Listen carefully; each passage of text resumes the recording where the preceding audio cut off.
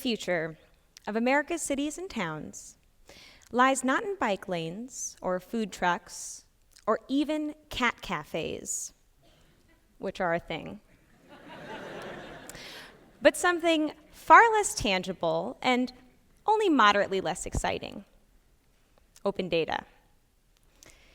At its most basic, open data refers to our ability to access and reuse information from our governments as freely as possible. It's a concept long grounded in our public records and freedom of information laws, but the term itself has only come into vogue within the last 6 years or so. In that time, we've seen flashy federal mandates and the explosive growth of buzzwords like big data and high-value data, but very little open data. And as millions of dollars are poured into federal IT budgets, more and more it seems that the barriers to data access are not just technical, they're cultural. Although much of our political activism is focused on national issues and our identity focused on national identities, there is an ever-growing gap between the federal government and the rest of us. Of course, the federal government has a profound impact on our lives, but that impact is remote, separated by miles and media and layers of bureaucracy. And as a result, more and more activists are turning their attention homeward, literally to their hometowns. This is my adopted hometown, DC. You see, municipalities are important because, in a sense, people live more of their lives in cities than in countries. We may refer to our nation state when we're trying to describe the broadest context of where we're from, but our days and nights are spent living and working and sleeping in the reality of cities and towns. Cities and other local governments present us with unparalleled opportunities for us to see our needs and frustrations and ideas recognized by our government and acted on, to see our values made visible in the society that surrounds us. And where we go frustrated at the federal government's inability to take action for the things that we care about, like the internet and all its potential, at the local level, we can actually kickstart that change ourselves.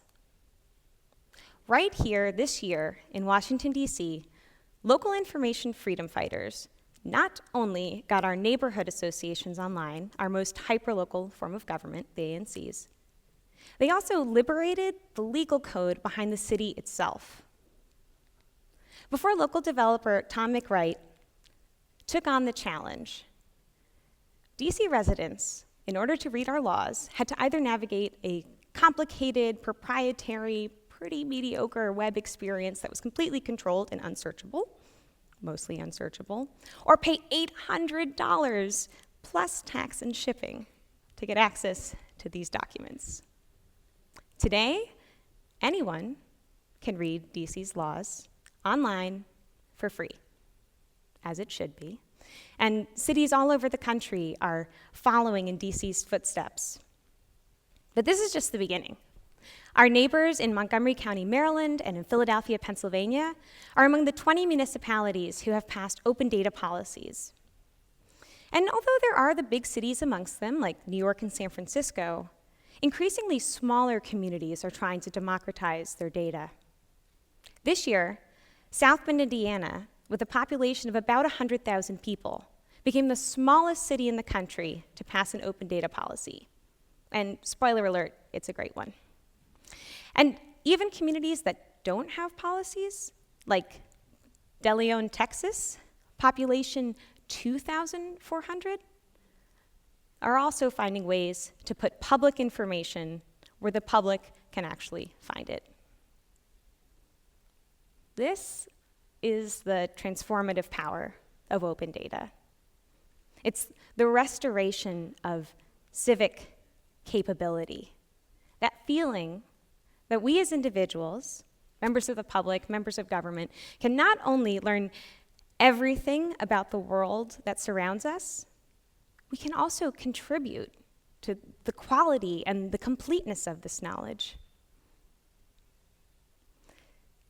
Our cities are drivers of commerce and innovation, and our towns critical to our understanding of interdependence, community, and history.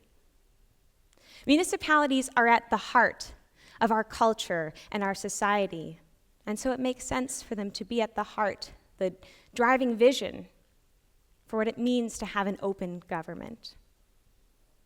But they can't carry that load all by themselves. No, we actually all have a role to play in this civic transformation.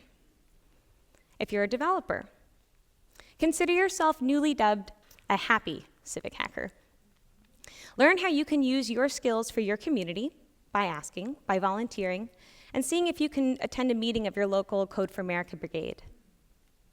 If you work for the government, ask not what you can give to the people, ask the people what they need from you, and then give them even more.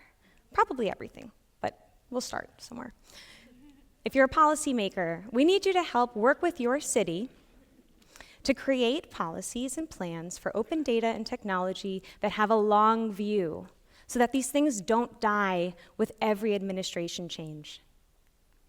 Journalists, share your work, show your data. Don't just expect the public to benefit from the ends of your reporting. Show us how you use the information that's available so that we can learn from you and do it ourselves. And then there's the rest of us. We have a lot of roles to play, from tinkerers and evangelists to super informed voters and even better neighbors. The future of America's cities and towns lies with us. Thank you.